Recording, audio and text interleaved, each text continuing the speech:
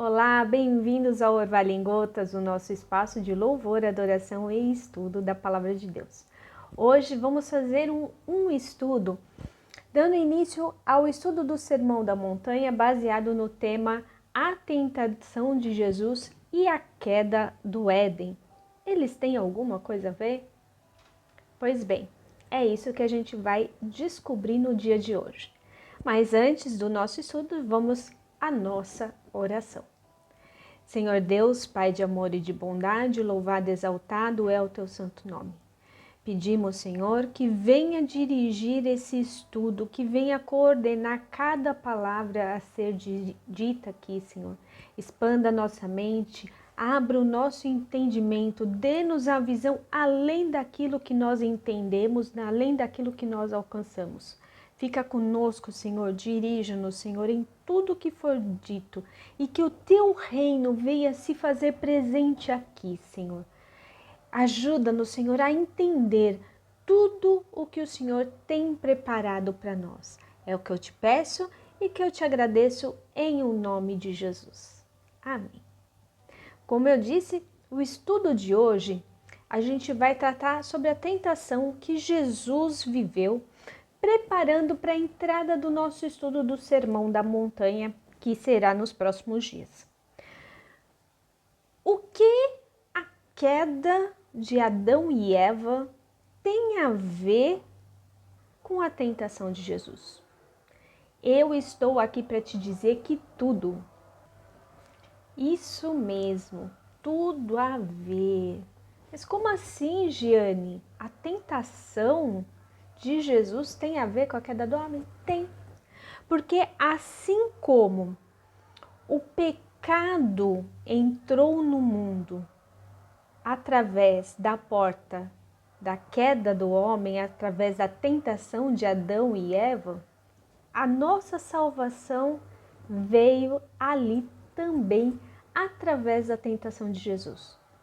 Quando Jesus, a gente vai ver em detalhe ali para frente, quando Jesus vence cada uma das tentações sofridas, Jesus ali está nos mostrando que é possível a gente vencer as nossas tentações.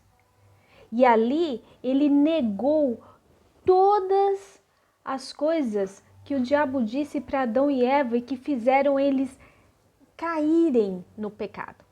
Mas, para a gente entender isso, vamos ler a palavra. Eu quero que vocês me acompanhem na leitura que se encontra em Gênesis, capítulo 3, a partir do verso 1. Gênesis, capítulo 3, a partir do verso 1, que diz assim, eu vou ler a Bíblia na versão século 21. Ora, a serpente era o mais astuto dos animais do campo que o Senhor Deus havia feito. E ela disse à mulher, foi assim que Deus disse, não comereis de nenhuma árvore do jardim? Respondeu a mulher à serpente, do fruto da árvore do jardim podemos comer, mas do fruto da árvore que está no meio do jardim, disse Deus, não comereis dele e nem tocareis, se o fizerdes morrereis. Disse a serpente à mulher, com certeza não morrereis. Na verdade, Deus sabe que no dia que comerdes esse fruto, vossos olhos se abrirão e sereis como Deus, conhecendo o bem e o mal. Então, vendo a mulher que a árvore era boa para dela comer, agradável aos olhos e desejável para dar entendimento, tomou do seu fruto, comeu e deu dele para seu marido, que também comeu. Então, os olhos dos dois foram abertos e ficaram sabendo que estavam nus. Por isso, entrelaçaram folhas de figueira e fizeram para si aventais. Primeira coisa que eu quero destacar aqui é a serpente sempre distorce a palavra de Deus. A gente vê uma pequena distorção aqui já dita pela própria Eva. Deus disse que não era para comer do fruto que estava na árvore. Em momento algum ele não falou que se tocasse no fruto morreria. Quando a gente lê no capítulo 2 que Deus orienta o homem que não pode comer da árvore do bem e do mal, em momento algum Deus fala que não pode tocar, ele fala que não pode comer. Mas Eva ela já aumenta. E aqui a gente vê a serpente distorcendo e chamando Deus de mentiroso logo na cara dura. Falando que é mentira de Deus e que eles vão morrer.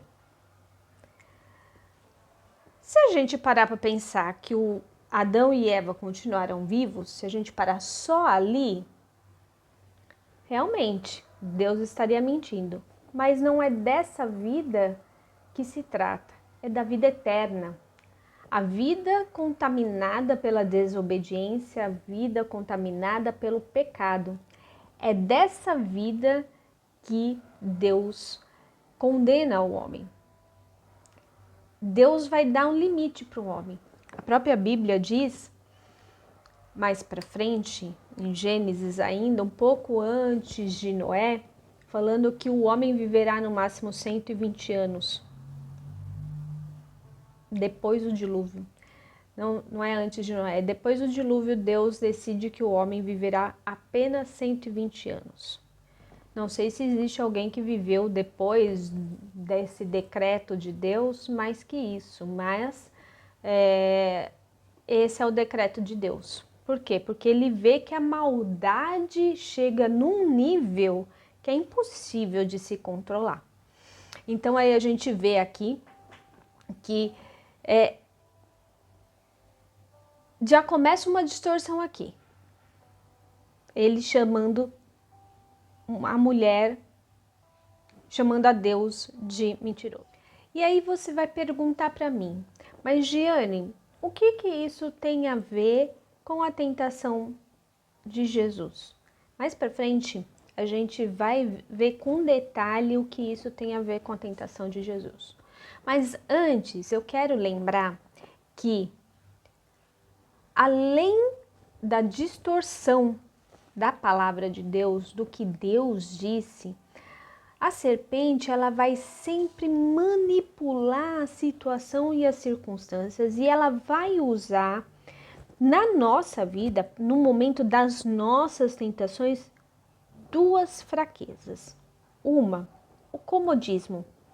Se a gente for olhar para a vida de Adão e Eva, estava tudo bem, a vida deles era perfeita, eles tinham o que comer, eles tinham o que beber, eles tinham tudo, vamos dizer assim, fácil acesso.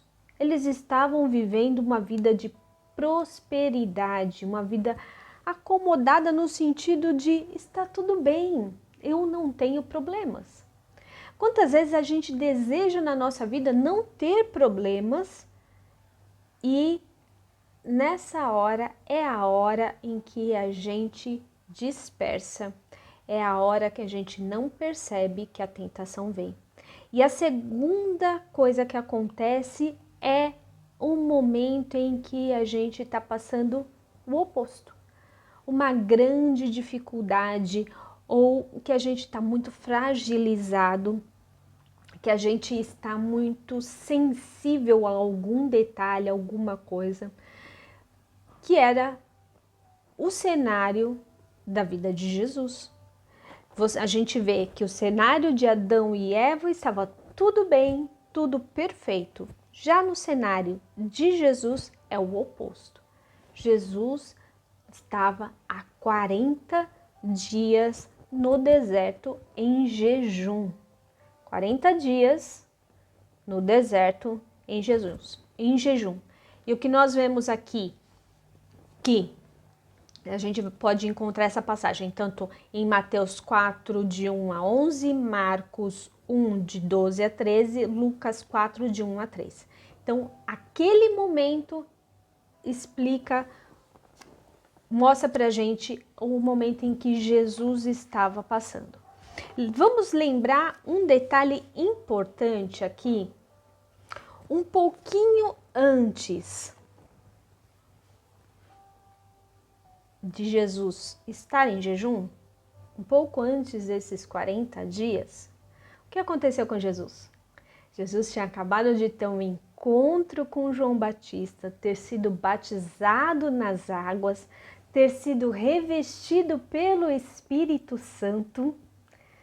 Lembra? O céu se abriu, o Espírito Santo veio sobre ele em forma de pomba e ele ouviu a voz do Pai dizendo: Eis o meu filho amado, de quem eu muito me alegro, em quem eu me comprazo. Jesus tinha acabado de ser chamado de Filho de Deus, com todas as letras pelo próprio Deus. E aí, a gente vai agora entrar no cenário de Jesus, a gente vai ler aqui, eu quero que vocês peguem a sua Bíblia, leia comigo, eu vou ler Mateus 4, de 1 a 11, para a gente ver o cenário em que Jesus estava vivendo. De novo, continuando aqui na Bíblia, versão século 21, ok? Ela diz assim: Então Jesus foi conduzido pelo Espírito Santo ao deserto para ser tentado pelo diabo. Ele foi conduzido com um único objetivo de ser tentado pelo diabo. Por que isso?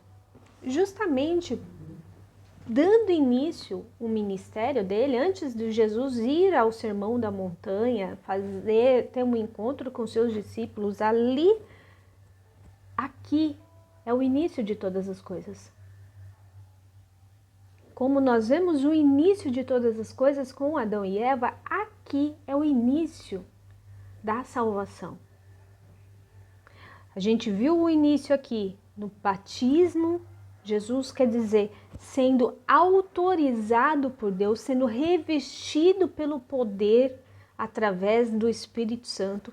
A gente vê a Trindade aqui. E a Trindade junto vai ao deserto agora.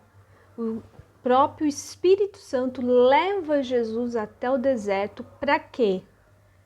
Para nos tirar do pecado, para dar início ao processo de salvação. E aí a gente vê aqui de novo. E depois de jejuar 40 dias e 40 noites, sentiu fome. E nesse momento é que o cenário se transforma. Por quê? Jesus, depois de jejuar 40 dias e 40 noites, ele sentiu fome. Então o tentador aproximou-se dele e disse: Se tu és o Filho de Deus, ordena essas pedras que se transformem em pães. Em primeiro lugar, o que Satanás faz aqui? A gente vê que um pouco antes, lá no capítulo 3, verso 17, uma voz saiu e disse: Eis o meu filho amado, de quem me agrado. E em seguida, Satanás vem e fala: Você é filho de Deus mesmo? Se você é filho de Deus, ordena que essas pedras se transformem em pães. Ele coloca em xeque aqui aquilo que todos nós geralmente sentimos. Nós sentimos uma dúvida se realmente somos amados por Deus e se somos feitos à imagem e semelhança de Deus, assim como Deus falou lá quando fez Adão e Eva. Façamos o homem à nossa imagem, conforme a nossa semelhança. E aqui Satanás põe em xeque a identidade tanto de Jesus como Filho de Deus, da mesma forma que ele colocou em xeque a identidade de Adão e Eva e a nossa, chamando Deus de mentiroso. Novamente, Ele coloca em xeque aqui a identidade de Jesus. Você é filho de Deus mesmo? Tem certeza? Você recebeu o poder do Espírito Santo? Tem certeza? Então transforma essas pedras aqui em pães.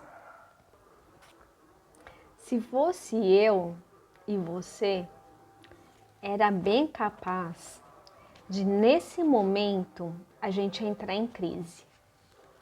Emocional, do jeito que eu sou, é bem provável que eu entraria em crise de identidade. Será que realmente eu sou amada por Deus? Será que realmente eu sei quem eu sou? Mas Jesus não entra nessa vibe. Jesus, ele não se deixa levar por essa palavra de se tu és o Filho de Deus. Ele sabe quem ele é. Jesus, ele sabe quem ele é, ele conhece a própria identidade, conhece a identidade do Pai, conhece o caráter do Pai, sabe que o Pai não vai mentir. E ele simplesmente vem com a palavra e responde assim: em verdade vos digo que nem só de pão viverá o homem, mas de toda palavra que procede da boca de Deus. A Bíblia diz para a gente não ficar ansioso com o que é a vez de comer e de beber. Jesus vai falar disso lá na frente no Sermão da Montanha. Que o que vale é a palavra de Deus. Porque Deus, ele é fiel, ele é verdadeiro, ele não mente. E ele cumpre o que ele diz. Se ele diz que vai prover, ele vai prover. Continuando aqui na nossa leitura. Então o tentador aproximou-se dele e disse: se tu és o Filho de Deus,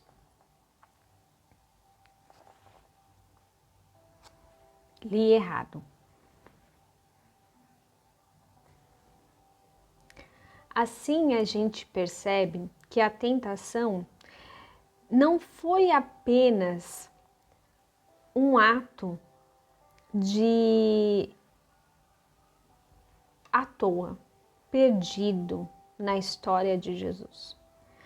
E a gente vê aqui que assim como na primeira tentativa, Satanás derrubou Adão e Eva através da comida, ele pôs em dúvida, ele pôs em xeque a palavra de Deus, falando, não, Deus está mentindo, e vocês não vão morrer, e em segundo, desafiando eles a comer, assim como ele fez com Jesus. Só que Adão e Eva, eles caíram na primeira tentativa. E Jesus não. Jesus o repreendeu aqui falando, não, nem só de pão viverá o homem, mas de toda palavra que sai da boca de Deus. Como ele venceu a primeira tentação, diferente de Adão e Eva, Satanás continuou. E a gente vai continuar na nossa leitura aqui, no verso 4, que diz assim: mas Jesus lhe respondeu, está escrito, nem só de pão viverá o homem, mas de toda palavra que sai da boca de Deus. Então o diabo levou a cidade santa e colocou na parte mais alta do templo e disse: se tu és Filho de Deus, lança-te daqui para baixo, porque está escrito, aos anjos dará ordem ao teu respeito e eles te sustentarão com as mãos, para que não tropeces nem em alguma pedra. E aí Jesus respondeu, também está escrito, não tentarás o Senhor teu Deus. De novo, Satanás coloca em xeque aqui, se tu és o Filho. De novo, ele vai mexer com o bril de Jesus e ele vai falar ali, você tem certeza mesmo que você é filho de Deus? Você tem certeza mesmo? Já que é assim, então se lança daqui, que Deus não prometeu? Você não está falando que ele cumpre a própria palavra? Não é disso que se trata? Então está escrito também. Aí aqui a gente entra num detalhe importantíssimo, que é necessário a gente lembrar todos os dias. Que detalhe é esse, Giane? O detalhe de o diabo conhece a palavra. Porque ele vem e responde aqui, também está escrito. A gente precisa lembrar que ele muitas vezes, de novo, assim como ele fez com Eva, ele distorce a palavra de Deus e fala, não, você entendeu errado, não é bem assim. Ele pega a palavra de Deus, porque Jesus acabou de repreendê-lo falando que não se vive só de homem, mas de toda a palavra que sai da boca de Deus. Aí ele pega a palavra de Deus e distorce a palavra de Deus. Quantas coisas temos visto e ouvido, vendo Satanás distorcendo a palavra de Deus, dizendo, não é bem assim, você entendeu errado. Já reparou nisso? Já observou no que está cercando a gente? Já observou nas coisas que nós estamos vivendo? E já observou que ele tem falado para a gente, não é bem assim, você entendeu errado? Muitas vezes, sim, é verdade, existe traduções que foram tiradas de contextos, mensagens que até nós falamos muitas vezes, que foram tiradas de contextos, não está analisado o texto completo, é verdade. Mas é necessário, e aqui vem um recado importantíssimo para mim e para você, a importância de nós conhecermos esse livro, conhecermos a Bíblia Sagrada. É de suma importância que eu estou fazendo esse curso aqui com vocês, eu estou estudando a palavra de Deus aqui com vocês, porém é importante que vocês façam o seu próprio estudo. Para vocês, se eu falar alguma besteira aqui, você fala, não, Gene, você está errada. Igual, eu tenho uma amiga que fala assim, Jane, a gente precisa trocar figurinha, porque eu acho que você entendeu errado. Aí eu vou lá, debato com ela debate comigo, a gente troca a figurinha, eu mostro a forma como eu compreendi da palavra, trago passo a passo, ela traz a visão dela, aí a gente junto chega num denominador comum. Por quê? Porque a gente está ali buscando entendimento, não o meu próprio entendimento ou o próprio entendimento dela, mas o entendimento que o Espírito Santo dá para nós. Por isso que todas as vezes que eu faço aqui um estudo, eu sempre oro, Senhor, traga o teu entendimento, para que eu não fale de mim, para que eu não fale o que eu desconheço, mas aquilo que o teu Espírito tem para revelar para nós. Porque a Bíblia diz que ele trará à tona todas as coisas, ele revela todas as coisas para nós. Então é importante a gente ter o nosso estudo, a nossa leitura diária, a nossa busca, para que a gente conheça, porque lembre-se, o diabo também conhece a palavra de Deus. Aliás, ele viu todas as coisas porque ele fazia parte da criação. Ele é um ser criado pelo próprio Deus. E aí aqui eu já entro na terceira parte da tentação de Jesus, que faz parte da vida do nosso adversário. Que está aqui, ó. E o diabo... Verso 8. E o diabo levou ainda a um monte muito alto e mostrou todos os reinos do mundo e a glória deles e disse-lhe, eu te darei tudo isso se prostrado me adorares. Então lhes ordenou Jesus, Vai-te, Satanás, porque está escrito: ao Senhor teu Deus adorarás e só a ele prestará culto. Então o diabo deixou e vieram os anjos para servi-lo. A queda de Satanás aconteceu por quê? Porque ele se viu maior ou igual ou maior a Deus. Ele se viu maior do que o próprio Criador. E ele quis para ele, ele cobiçou para ele o desejo de ser adorado, de ser reverenciado como o próprio Pai é, como o próprio Cristo é, como o próprio Espírito Santo é. Ele cobiçou o lugar do Pai.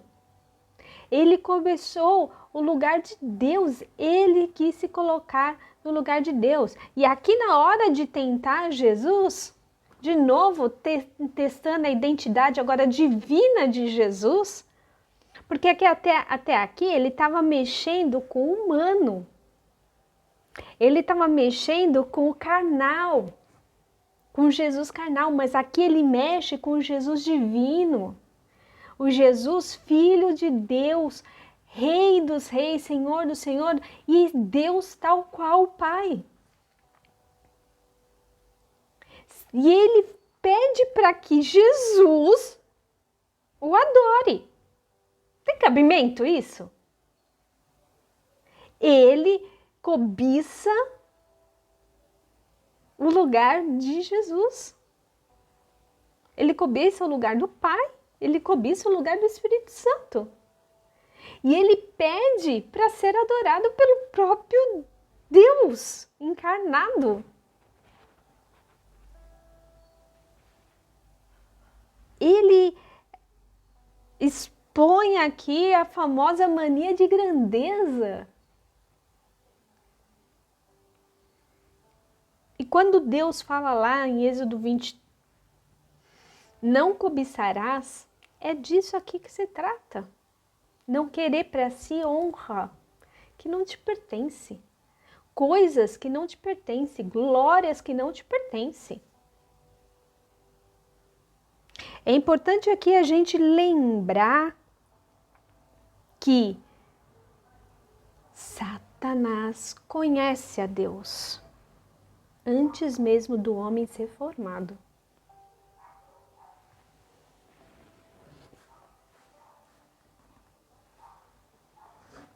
E ele sabe como o reino de Deus funciona.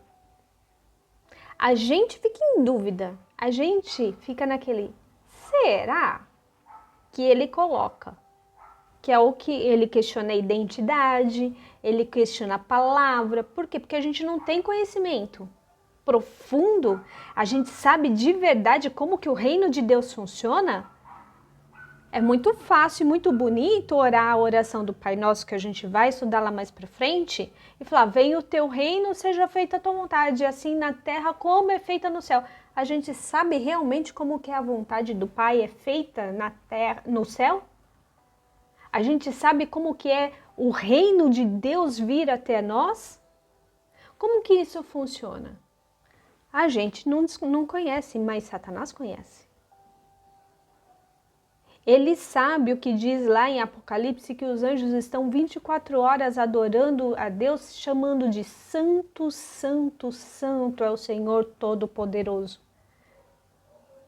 Incessantemente, Santo, Santo, Santo, Santo é o Senhor Todo-Poderoso. Ele sabe como funcionam as regras do reino. Eu e você, a gente não tem ideia da dimensão de como funciona as regras do reino de Deus, mas ele sabe. E aqui ele ousa. Ali Jesus já tinha falado para não tentar a Deus. Ele dá um aviso, ele fala assim, não tentarás o Senhor teu Deus. Porque aqui Jesus, quando ele responde assim, não tentarás o Senhor teu Deus, ele está dizendo, Deus é Deus acima de você. Ele é meu Deus, mas ele é teu Deus também.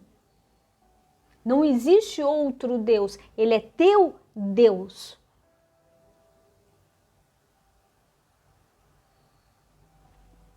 Vocês pegaram isso? Pegaram esse detalhe da palavra?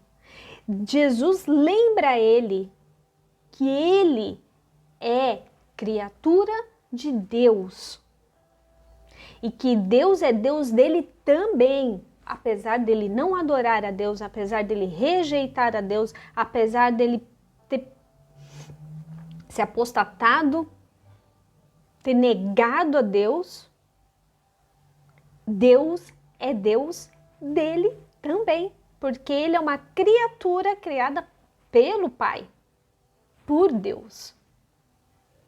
E aqui Jesus falou: não tentarás o Senhor teu Deus.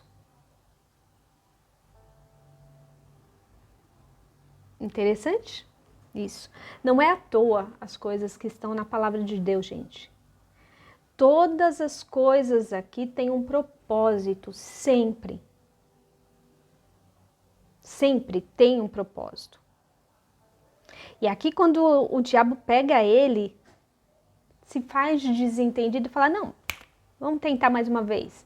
Leva Jesus até um monte mais alto, mostrando todos os reinos do mundo e a glória que existe neles.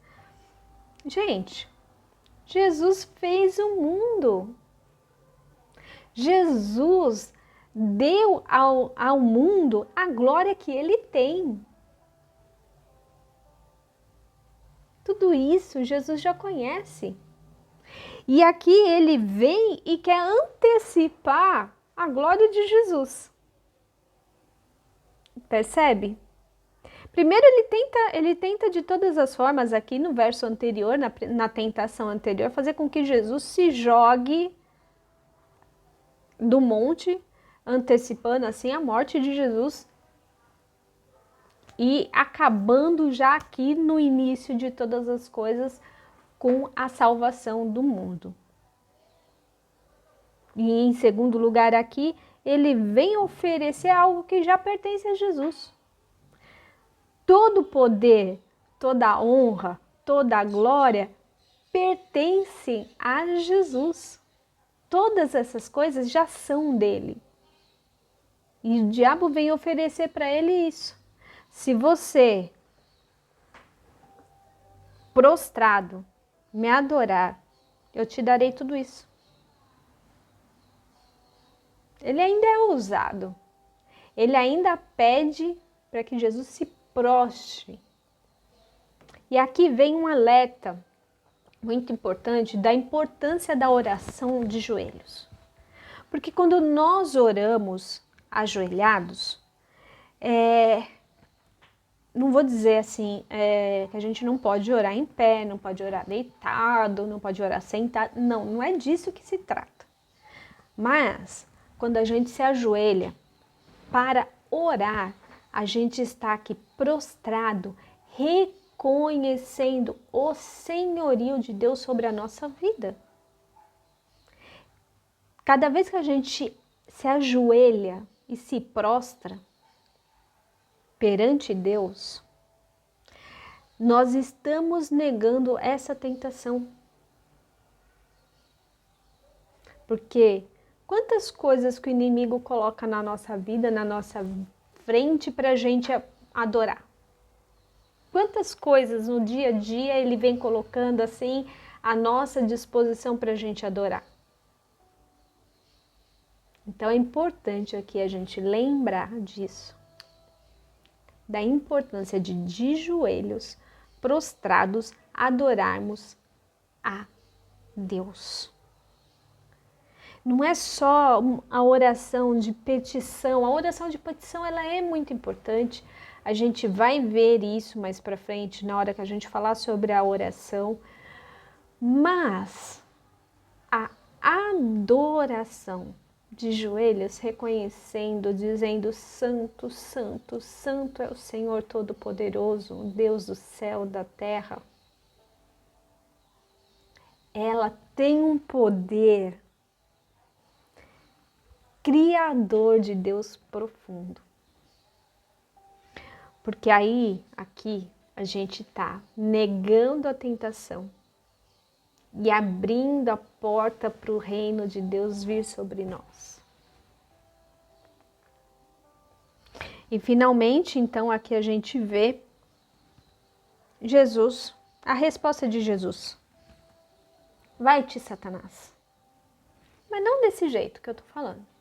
Ele repreende. Vai-te, Satanás. Vai embora. Porque está escrito. Gente, de novo, a importância da palavra. Jesus falou isso 3 vezes. 3 vezes Jesus falou, está escrito. Não tem como repreender a Satanás se a gente não conhece a palavra de Deus. Se a gente não tiver conhecimento da palavra, se a gente não souber o que Deus está dizendo na palavra, de nada vale a gente tentar orar repreendendo. De nada vale a gente tentar orar buscando cura. De nada vale... Não, nada. Sem o conhecimento profundo da palavra de Deus, nada tem valor. Está escrito. Ao Senhor teu Deus adorarás e só a Ele prestará culto. Ao Senhor Deus adorarás e somente a Ele prestará culto. Só a Ele servirás. Em outras versões. Jesus aqui mostra de novo que a gente não deve adorar nenhum outro Deus. Uma vez me perguntaram assim,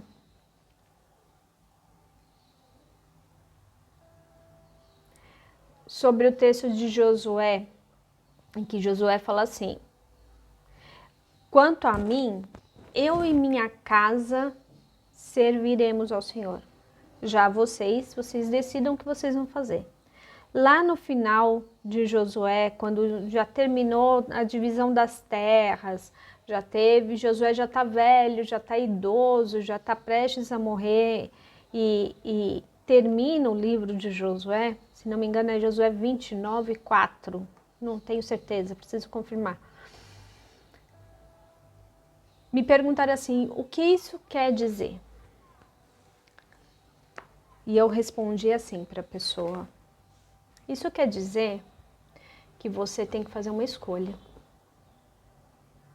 A quem você vai servir? A Deus ou a todas as outras coisas? Somente a Deus servirás, adorarás e prestará culto. E aí eu falei o seguinte para a pessoa, você vai fazer isso acima do pai, Deus tem que estar acima de pai, de irmão, de irmã. Pai, quando eu digo é pai e mãe, né? Pai, os pais, irmãos e irmãs, tios, tias, primos, igreja, família, emprego, profissão, acima de Deus. Quando eu era pequena, minha mãe me impedia de falar assim, eu adoro comer chocolate. Não, você não adora. Adorar somente a Deus.